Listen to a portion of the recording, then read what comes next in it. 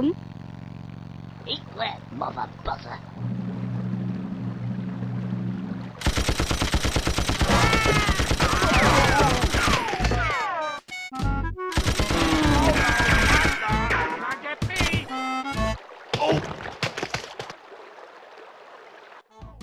Oh, thank you, Mr. Squirrel. And none of this would have happened if it weren't for that no-good husband of mine. He's gone off, you know, with another woman. Oh, really? That doesn't surprise me. What? Nothing. Anyway, as a reward for your good service to the bee community, I present you with this. Somebody go for me.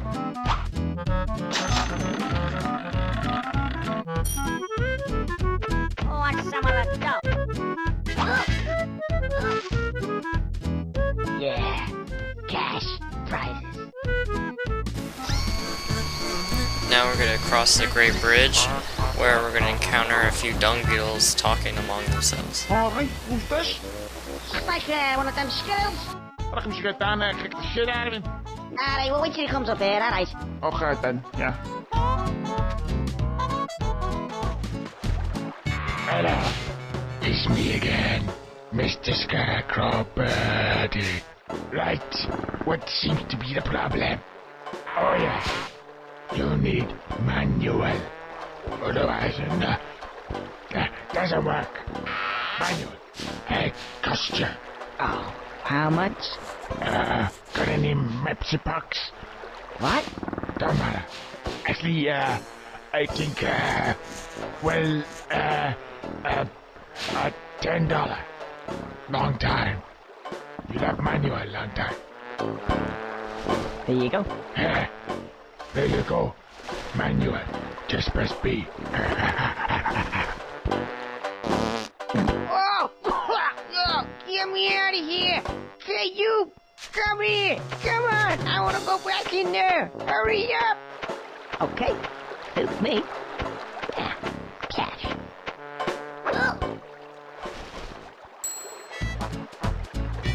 Ah! Seems to be an instruction book. Oh, I see. It's for the more complex stuff.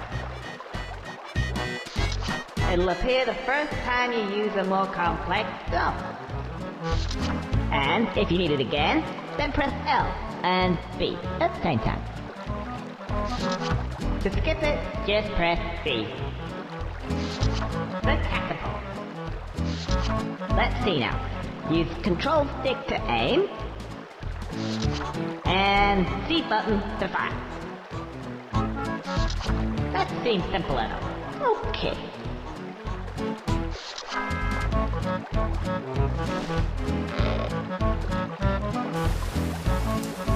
So obviously, we're going to be shooting these beetles, and you have to shoot them twice to kill them, and it gets hard when they start moving. Now, the reason why it's so hard is because the aiming style is horrible. There's no crosshair or anything, and it leaves you to guess where it's shooting. When you've taken out all four of them, you're going to want to head up the hill, and you're going to encounter a fork in the road. So if we can just get this last guy.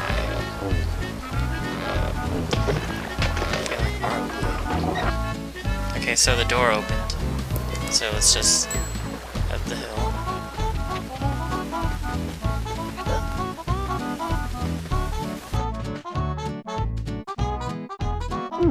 Let's see. That way or that way? That way smells a bit pooey. Let me see. So we're supposed to go right, but we're gonna want to go left because it smells a bit pooey. And he can't take the smell, so it's gonna wear a gas mask. Now we're gonna, when we get to the door, we can't go in because it's closed, and we have to come back at 10. Now, when we go to the right, into the tree stump, he'll actually hint that it's time to go there, so we're eventually going to come to this poop land place later on in the game. So let's just head out of here and head back to Stump Land. Whatever it's called, I don't know what it's called.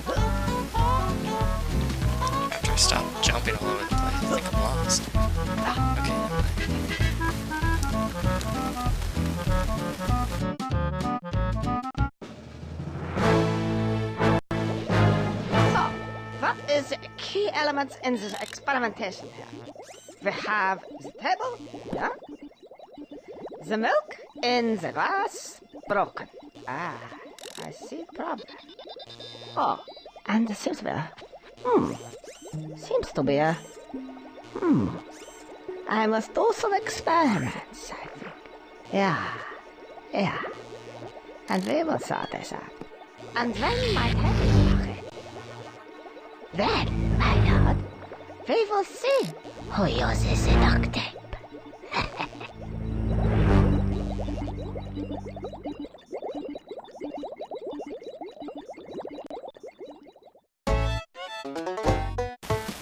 Alright, so back from another cutscene. So let's trudge on in and cross a river. What we're going to be doing here is first get that burpy mouse's cheese, which we eventually want to explode.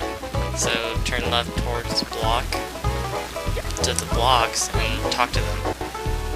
I say, little fella, you better get this fat-ass bitch off of my back pronto. Gee, so many people around here want me to solve their problems. What are you gonna do for me, then? I'll tell you what I'm gonna do. I'll tell you what I'm gonna do. You get rid of that freaking mouse critter, and maybe I'll help you out. Just maybe. Oh, just one more thing. I say, just one more thing. You might run into my friend, Bird. Just mention my name, Jack, and everything will be just dandy. So we need to get rid of Marvin the mouse and talk to Bert. We're gonna have to bring the cheese back. We're gonna have to go in a circle because we can't jump with the cheese. God, he just farted in my face. Yeah, that's what happens when he burps in front of you. Conker starts to puke, which is pretty gross. So let's head on over to Bert. And what he's gonna do is, after when we talk to him, he's gonna open the gate and Conker's gonna be disappointed. Hi, you must be Bert. I'm Bert. Jack sent me. I'm opening the gate for you here, and you can get on with what is ever that you're trying to do.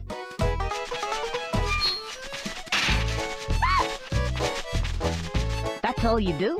Great. Alright, so I really hate this part actually. We're gonna have to use our pan and whack the cheese. I'm not really good at this part, but there's a similar thing you have to do later in the game where you have to hit the cogs, which is, the method is you have to actually jump, and it's actually almost impossible to run and catch the cogs, but we'll get to that point later in the game. And there are some things I actually wanted to talk about in the last video, but because of the frequent cutscenes I couldn't. So, some things about Conker later in the game is that he can swim underwater for a while until he runs out of breath, which can be regained from eating anti-gravity chocolate. Some other abilities include climbing ladders, ropes, and being strong enough to push heavy objects. Nice! Ooh, I'd like another though, if that's okay. So the mouse wants another cheese, so 2 more until he explodes. So continue on, the Scarecrow talks about context sensitive, which I didn't get when I first played the game, and it doesn't really matter if you don't know it, it's just something you should know for reference. I mean, what it means is that it allows Conker to gain different temporary abilities when pressing the B button. For instance, in the beginning of the game, by pressing the B button on the first pad he encounters, Conker drinks some Alka-Seltzer to wipe out his hangover. Now what's cool about this is that some pads can turn Conker into an anvil in order to slam him to the ground. Some are used to pull out a shotgun, and you can also actually throw knives, but these are all using the B commands, not at free will. So, I'm just going to talk about the development of the game. This game was going to be titled Conker's Quest, and was later titled 12 Tales, Conker 64.